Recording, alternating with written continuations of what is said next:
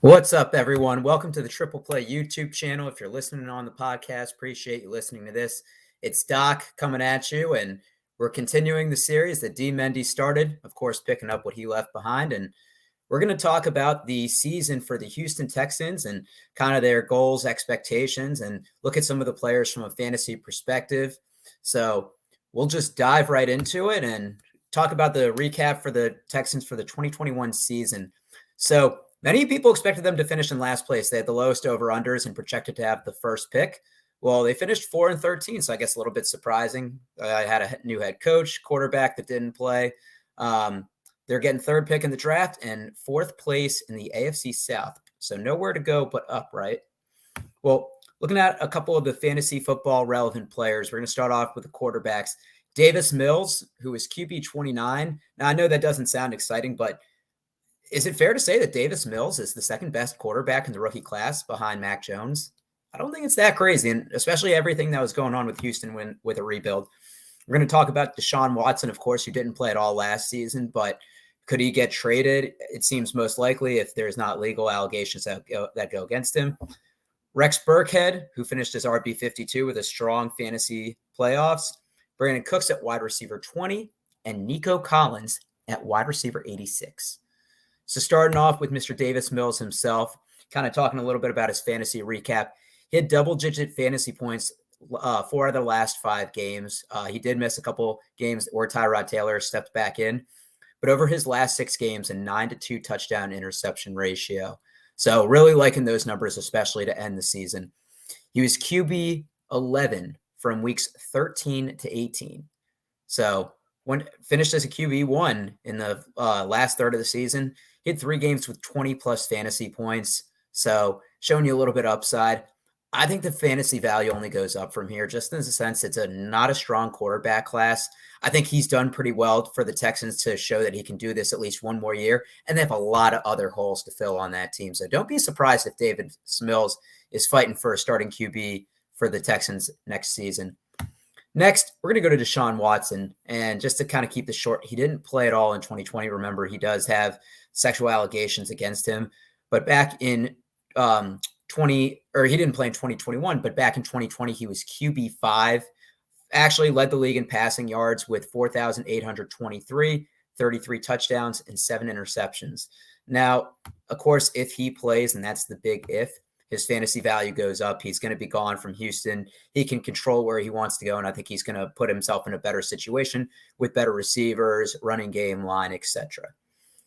Go into the people that are going to be catching the ball from Davis Mills or somebody else. We'll start with Brandin Cooks, somebody that has played with arguably the best quarterbacks, Tom Brady, Drew Brees, Aaron Rodgers. He goes to Tyrod Taylor and Davis Mills, and what does he do? Well, he has 1,000-plus yards again this season. 6 out of his first 7 seasons, which he's had that. He had 4 games with 100-plus receiving yards, so giving you some upside as well. And behind that are 134 targets in 2021, which was 13th in the NFL. So you certainly love to see the volume, especially with somebody that stretches the field like him. And there were only 2 games where he had less than 5 targets. One was the final week against the Titans when he had to leave early, and he had 4 that game. So the volume's going to be there, assuming he stays. His fantasy value is the same. I think you know what you're going to get with Brandin Cooks, a very underrated wide receiver you can probably get in rounds 6 through 8. Nothing flashy, but when he plays, he gives you solid production. Now, going to the wide receiver on the other side, it's Nico Collins, who just finished his first season in the NFL. He was a draft pick from Michigan, but going back to his college stats, the highest amount of yards he had in a season was 729. Now, I only stayed 3 years, and he had 7 touchdowns that senior season. But we look if the yardage isn't there. He only had 1 touchdown in 2021. I look at a little bit of the positives where he had 31 targets the last 5 games after having 61 the previous 12. So hopefully that trajectory goes up. And I look at the other wide receivers they have. Danny Amendola will probably be gone. Imagine him or Chris Conley, who's 29. So if they like the upside that Nico Collins provides, I certainly think that it can only go up from here. Now, the last person is Rex Burkhead. At 31 years old, he led the team with 427 rushing yards and 3 touchdowns. In his final 8 games, he had 135 touches, 546 yards, and including that 149-yard game in week 14. He probably helped some people in the fantasy first round. Now, looking at the other people in that position, David Johnson's an unrestricted free agent. So what started out as a very cluttered but old backfield suddenly belongs to Rex Burkhead.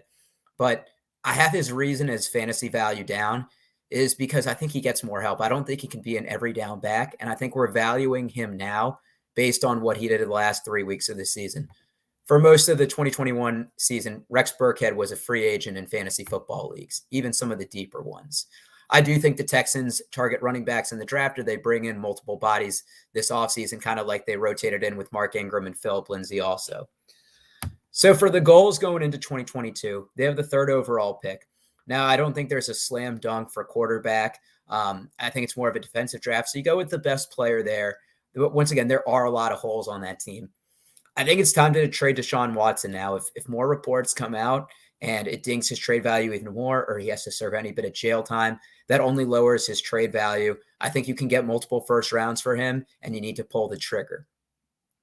I think you have to see if Davis Mills is going to be your franchise quarterback moving forward or not. So once again, he had a really good end of the season. There's a lot of turmoil kind of going around in that organization. So is Davis Mills going to be the answer long term?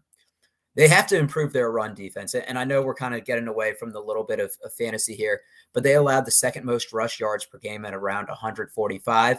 You're going to be playing from behind if you can't stop teams on the ground. And like they say, the football does start at the lines. And the last little bit is add building blocks on offense. Outside Brandin Cooks as a wide receiver 1, and I think he's probably at the point where he's a wide receiver 2. You need an alpha like a DeAndre Hopkins or Andre Johnson to throw the ball to. You need a good running back, one that's not at the tail end of their career, whether you get one in free agency or you can get someone in the draft that shows a little bit of explosiveness. But, they haven't had anyone that productive since Arian Foster. Get a great tight end. It seems like they've had it, rotating Jordan Akins, Ryan Griffin, that they haven't had a consistent person at the tight end position to throw to year in, year out. Now, the Texans have a lot of work to do. Bill O'Brien did not put them in a good position, and they're going to have a long rebuild. Hopefully, hitting on the 3rd overall pick and trading Deshaun Watson gets them in that better position. So that's the fantasy review we have for the Houston Texans, recapping the 2021 season and looking forward to the 2022 one. Everybody that consumes Triple Play, appreciate you tuning in. Make sure you subscribe to the YouTube channel, or if you're listening to the podcast, continue listening throughout, because we're going to give you more and more, of course, every team throughout this series. Thanks, everybody, for tuning in.